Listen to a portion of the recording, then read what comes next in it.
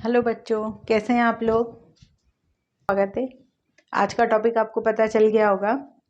आज जो हम पढ़ने वाले हैं वो साइंस से संबंधित है, विज्ञान से संबंधित, जिसके बहुत सारे क्वेश्चन आपको प्रतियोगी परीक्षाओं में देखने को मिलेंगे, कंपटीशन एग्जाम में देखने को मिलेंगे। बहुत छोटे छोटे क्वेश्चन आते हैं, लेकिन हम लोग क्या करते हैं कि उन पे थोड़ा सा ध्यान नहीं देते और वो हमारे दिमाग से क्या होते हैं, स्किप हो जाते हैं। तो आज हम उनके बारे में पढ़ेंगे, ठीक है ना। हम शुरू करते हैं। आज का जो हमारा टॉपिक है उसमें है भोजन के प्रमुख अवयव। तो भोजन के प्रमुख अवयव, तो सबसे पहले बात तो आपको ये समझनी है कि जो भोजन की बात जब हम कर रहे हैं, खाने की बात हम कर रहे हैं, तो खाना हमारा कैसा होना चाहिए। ठीक है, 99% लोग क्या करते हैं, हर कुछ खा लेते हैं। हर कुछ खाने से मतलब दाल चावल खा लिया तो रोटी नहीं खाई, सलाद नहीं खाया। तो ये सब चीज़ें क्या होती है, हमारी बॉडी के अंदर क्या करती है, कुछ ना कुछ कमी ले आती है। तो यहाँ आज जो हम जिस टॉपिक पे चर्चा कर रहे हैं, तो हमारा एक प्रॉपर जो खाना है उसके अंदर क्या क्या चीज़ें होनी चाहिए उसके बारे में हम बात कर रहे हैं। तो जब हम भोजन के प्रमुख अवयव के बारे में बात कर रहे हैं, तो भोजन में हमारे इसमें कार्बोहाइड्रेट, प्रोटीन, वसा, खनिज लवण, विटामिन और जल, ये चीज़ें होना बहुत ज़रूरी है। तो अब एक मोटे तौर पर मैं आपको बता दूं, या बड़े छोटे से शॉर्ट में आपको ये बता दूं। कार्बोहाइड्रेट की बात करते हैं तो हम चावल खाते हैं, आलू खाते हैं, थोड़ा सा मीठेपन पर आता है तो उसमें कार्बोहाइड्रेट पाया जाता है। प्रोटीन की बात करते हैं तो जितनी दालें हैं उन सब में प्रोटीन पाया जाता है। वसा की बात करते हैं तो वसा में क्या आता है, घी, तेल, अंडा, पनीर, ये सब चीज़ें क्या हो गई, जो भी फैट्स पैदा करती है बॉडी के अंदर, वो सब वसा के अंदर आ गया। फिर आता है हमारा खनिज लवण। खनिज लवण आपको पानी से भी मिलते हैं, प्लस जैसे हमने नमक डाल लिया, या दूध के अंदर कैल्शियम है, पोटेशियम, मैग्नीशियम, ये सारी चीज़ें, आयोडीन, ये सारी चीज़ें क्या होती हैं, खनिज लवण होते हैं। फिर आता है हमारा विटामिन। मेन तो विटामिन ही है।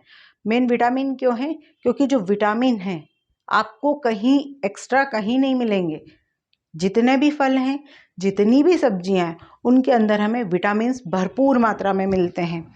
फिर आता है हमारा जल। तो हम जल की बात जब हम कर रहे हैं, पानी की बात जब हम कर रहे हैं, तो पानी हमारी बॉडी में 70 से 80% होता है, और बिना पानी के हम कुछ भी नहीं है।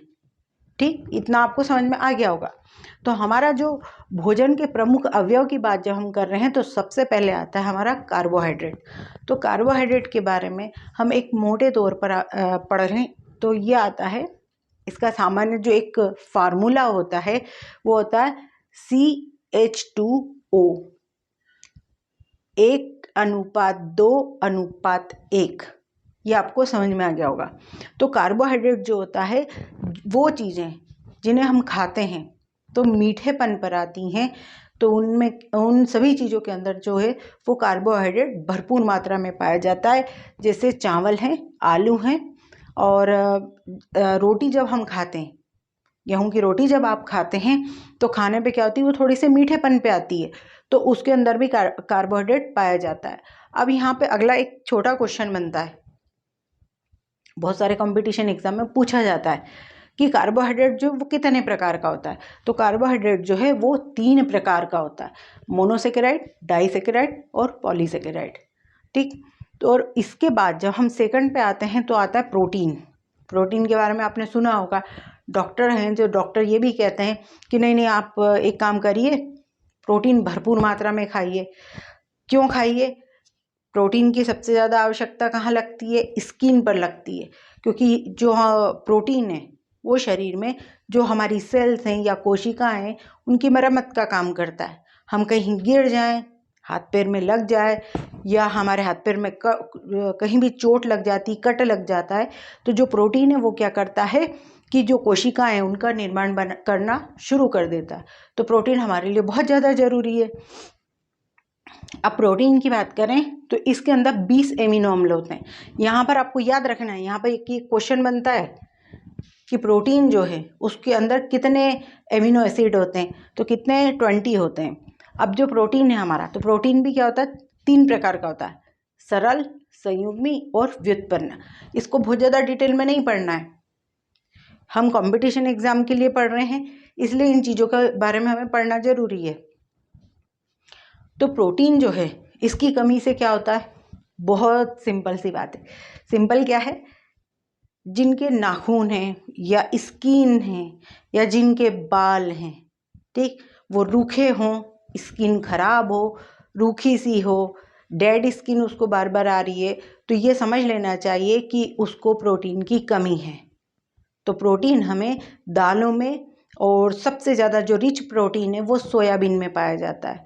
अगर आप लोग गेहूँ पिसवाते हैं, तो गेहूँ जब हम पिसवाते हैं तो गेहूँ के साथ अगर थोड़ा सा सोयाबीन मिला दिया जाए तो वो जो प्रोटीन की जो मात्रा है वो पूरी कर देता है। तो यहाँ पर जब हम प्रोटीन की बात कर रहे हैं तो सबसे ज़्यादा रिच प्रोटीन जो है वो सोयाबीन में पाया जाता है। ये एक और ऑब्जेक्टिव आपके लिए। फिर आता है हमारा वसा। अब हम वसा की बात कर रहे हैं, फैट्स की। तो जो फैट्स है वो भी दो तरह का होता है, एक जंतु वसा होता है और एक वनस्पति होता है। ये क्लियर हो गया आपको। तो अब जंतु वसा की जब बात करते हैं हम, तो जो लोग भी नॉनवेज खाते हैं, ठीक, तो उन्हें क्या होता है कि नॉनवेज के अंदर बहुत ज़्यादा मात्रा में फैट्स पाया जाता है। तो अंडा है, मांस, मछली जो भी है, उन सब के अंदर क्या होता है, फैट्स बहुत ज़्यादा पाया जाता है। अब वनस्पति वसा की बात करें तो घी, तेल वगैरह, इनके अंदर क्या होता है, वनस्पति वसा पाया जाता है। जैसे मूंगफली का तेल है, सोयाबीन का है, सूरजमुखी का तेल है। तो ऐसे करके जितने भी प्रकार के तेल हैं उनके अंदर क्या होता है, वनस्पति वसा पाया जाता है। फिर आता है खनिज लवण। जब हम खनिज लवण की बात कर रहे हैं तो खनिज लवण जो हैं वो हमें कहाँ से मिलते हैं, ये आपने सोचने की बात है। कहाँ से मिलते हैं, दाल बनाते हैं या हम खाना बनाते हैं, रोटी बनाते हैं तो हम लोग नमक का प्रयोग करते हैं, ठीक, नमक का करते हैं। प्लस बहुत से लोग एग खाते हैं, अंडा खाते हैं, तो अंडे के अंदर क्या होता है, कैल्शियम होता है, वो खनिज लवण है। तो खनिज लवण जो है, जितने भी अकार्बनिक तत्व हैं उनके अंदर खनिज लवण पाया जाता है, ठीक। कार्बनिक तत्वों के अंदर नहीं, अकार्बनिक तत्व जिनके अंदर कार्बन अनुपस्थित हो, उन तत्वों के अंदर खनिज लवण पाया जाता है, जैसे सोडियम, पोटेशियम, कैल्शियम, फास्फोरस, लौह और आयोडीन। तो ये चीज़ें खनिज लवण होती है। अब अगला जो हमारा आता है भोजन का जो प्रमुख अवयव है वो आता है विटामिन। ये थोड़ा सा बड़ा है, ठीक। बड़ा क्यों है, क्योंकि विटामिन पे से क्वेश्चन 100% आते हैं। 100% क्वेश्चन आपको कंपटीशन एग्जाम में दिखेंगे, कोई ना कोई एक विटामिन वहाँ पर पूछ लिया जाता है। तो विटामिन जो है ये दो प्रकार के होते हैं। दो प्रकार के कौन से होते हैं, एक जल में घुलनशील और दूसरा वसा में घुलनशील। अब जल में जो घुलनशील विटामिन हैं वो कौन से होते हैं, बी और सी। विटामिन बी कॉम्प्लेक्स और विटामिन सी, ये क्या होते हैं, जल के अंदर घुल जाते हैं, ठीक। अगला जो है वसा में घुलनशील। अब ए, डी, ई और के, ये चार विटामिन ऐसे हैं जो सिर्फ फैट्स के अंदर घुलते हैं, ये पानी में नहीं घुलते हैं। तो ये आपको याद रखना है। अब यहाँ पर हम जैसे विटामिन ए की बात करें तो उसका रासायनिक नाम है, फिर उसके जो रोग हैं, उसकी कमी से जो रोग हैं उसके बारे में पढ़ रहे हैं। तो मैं अब आपको यहाँ पे समझा रही हूँ, आप इस चीज़ को समझिए। विटामिन ए, जितने भी पीले फल हैं, पपीता, इवन आप कद्दू भी ले सकते हैं, इन सब में क्या होता है, विटामिन ए पाया जाता है। और इसकी कमी से कौन सा रोग होता है, रतौंधी।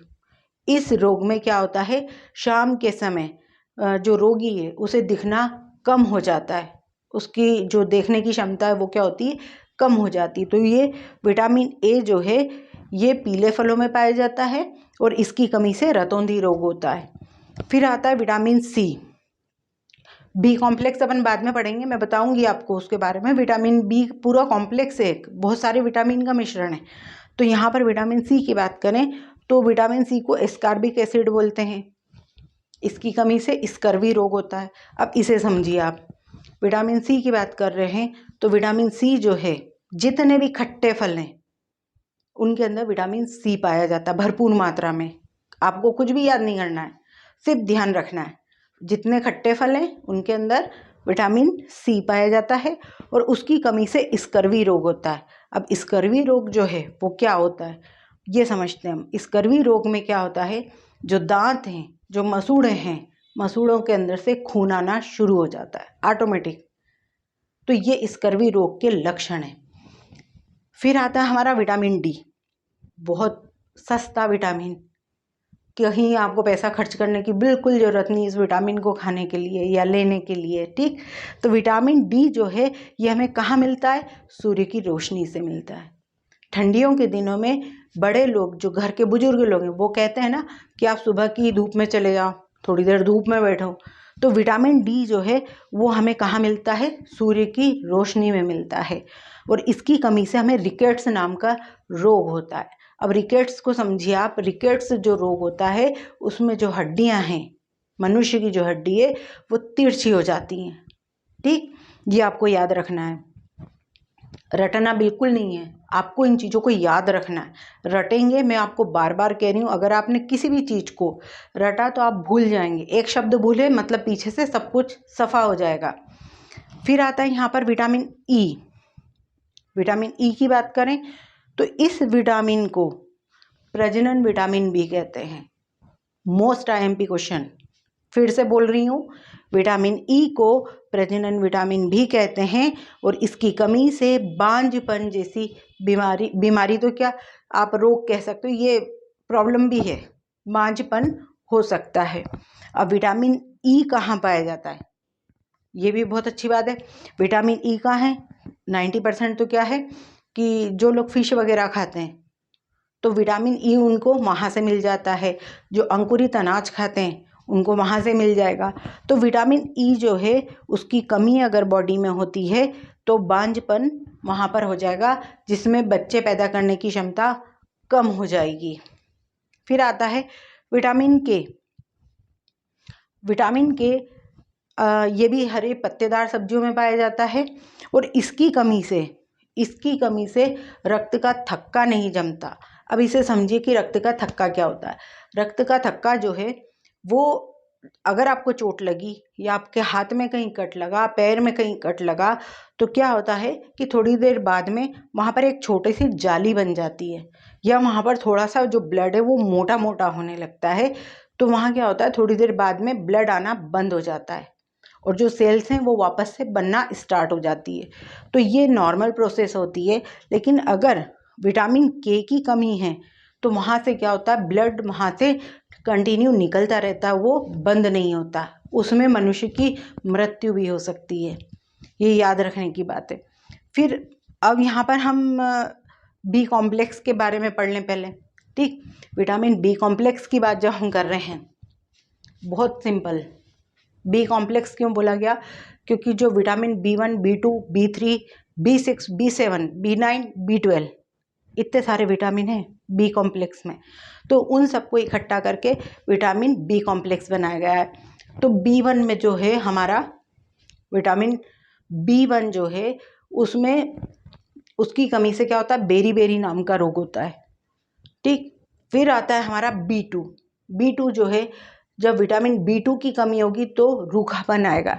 जिन लोगों की स्किन चमकदार नहीं होती और जिनके बाल एकदम रूखे होते हैं तो उनके अंदर विटामिन B2 की कमी होती है। ये बहुत अच्छी, ये ध्यान रखने वाली बात है, आपको रटना नहीं है। फिर आता है B3। B3 की बात करते हैं तो इसमें क्या होता है, जो हमारी बॉडी है वो ग्रोथ नहीं कर पाती पूरी तरह से, बॉडी जो है वो पूरी तरह से ग्रोथ या वृद्धि नहीं कर पाती। फिर आता है हमारा B6। B6 जो है, इसको अगर ये भी हमारी बॉडी में पूरी तरह से ना मिले तो क्या होगा, बॉडी जो है इसमें भी हमारी ग्रोथ नहीं कर पाएगी, वृद्धि नहीं कर पाएगी। फिर आता है विटामिन B7। B7 जो है इसकी कमी से जो मांसपेशियां हैं, हमारी बॉडी के अंदर क्या है, मांसपेशियां हैं, तो मांसपेशियों में क्या होता है, दर्द होने लगता है। कई बार आपको लगता है अरे हम बहुत ज़्यादा थक गए हैं, हाथ पैरों में बहुत ज़्यादा दर्द हो रहा है, तो आप ये समझ सकते हैं कि कहीं ना कहीं आपको विटामिन बी कॉम्प्लेक्स की कमी हो रही है। फिर आता है हमारा B9। B9 जो है जनरली जिन लोगों को एनीमिया की प्रॉब्लम होती है, एनीमिया का मतलब होता है खून की कमी का होना, ठीक, खून की कमी का होना या हीमोग्लोबिन का डाउन होना। तो यहाँ पर जो एनीमिया है उसका किसकी कमी से होगा, B9 की कमी से होगा। फिर आता है B12। B12 की कमी अगर होगी तो उसमें भी एनीमिया रोग हो सकता है। अब आपके दिमाग में ये क्वेश्चन चल रहा होगा कि मैडम बी कॉम्प्लेक्स जो है इसकी पूर्ति कैसे करें? तो इसके लिए सबसे अच्छा उपाय है, एक तो आप अंकुरित चीज़ें खा सकते हैं। अंकुरित मूंगे आजकल काफ़ी प्रचलन में है, लोग आजकल पुरानी चीज़ों की तरफ जा रहे हैं। अंकुरित चीज़ें हैं उनको आप खा सकते हैं, हरी पत्तेदार सब्जी खा सकते हैं, सलाद खा सकते हैं, फल खा सकते हैं। जितने भी फल हैं उनमें कोई ना कोई विटामिन आपको मिल जाएगा। तो डेली आपको अपने खाने के साथ में कोई एक फल ज़रूर खाना चाहिए और सब्जी आपकी थाली में होना ही चाहिए, ठीक। तो वहाँ पे आपको विटामिन की कमी पूरी हो जाएगी, क्योंकि जो विटामिन है, एक चीज़ और दिमाग में बिल्कुल बिठाइए आप, जो विटामिन है हमारे, वो अगर हम तेज़ आंच पे रखते हैं जब हम खाना पकाते हैं और अगर हम आंच को तेज कर दें या गैस को तेज कर दें तो विटामिन क्या होते हैं, तुरंत जल जाते हैं।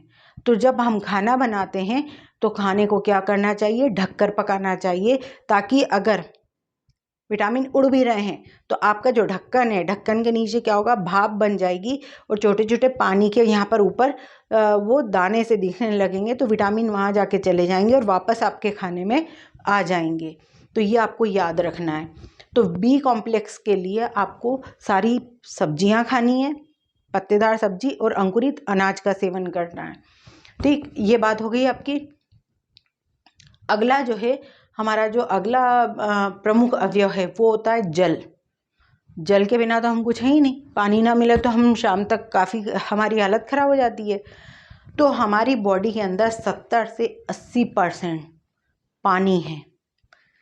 अब यहाँ पे आपको बहुत अच्छे से समझना है, क्योंकि आपको बहुत ज़्यादा डीपली नहीं पढ़ना है अभी, ठीक। आपको कंपटीशन के हिसाब से पढ़ना है। तो जब हम पानी की बात करते हैं, जल की बात करते हैं, तो क्या होता है जल में कि हमारी जो बॉडी है उसका जो टेम्परेचर है, उसका जो नियमन है, उसका जो नियंत्रण है, वो कौन करता है, पानी। गर्मियों में जब आप कहीं बाहर से आते हैं तो आप तुरंत पानी पीते हैं और आपका जो बॉडी का टेम्परेचर है वो क्या होता है, डाउन हो जाता है तुरंत। तो ये पानी हमारी जो बॉडी का टेम्परेचर है उसको बराबर रखता है, नियंत्रित रखता है। दूसरा, पूरी बॉडी में पानी घूम रहा है। जब हम खाना खाते हैं, आप इसे समझिए अच्छे से, जब हम खाना खा लेते हैं तो कम से कम 15-20 मिनट बाद क्या होता है, वो खाना जो है वो पचना शुरू होता है। तो क्या होता है, उसके जो प्रमुख अवयव हैं, कार्बोहाइड्रेट हैं, प्रोटीन है, वसा है, जो भी चीज़ें हैं, वो क्या होता है, पानी के द्वारा बॉडी में पूरे जो शरीर के अलग अलग जो हमारे अंग हैं उनमें चला जाता है। तो पानी अगर हमारी बॉडी में नहीं हुआ तो क्या होगा, हम पूरी तरह से ख़त्म हो जाएंगे। तो हमारा जो आज का टॉपिक रहा है वो क्या है, भोजन के प्रमुख अवयव और भोजन के पोषक तत्व। आप इसको इस तरह से भी पढ़ सकते हैं। तो यहाँ से आपको क्वेश्चन निकल के आएंगे बहुत सारे।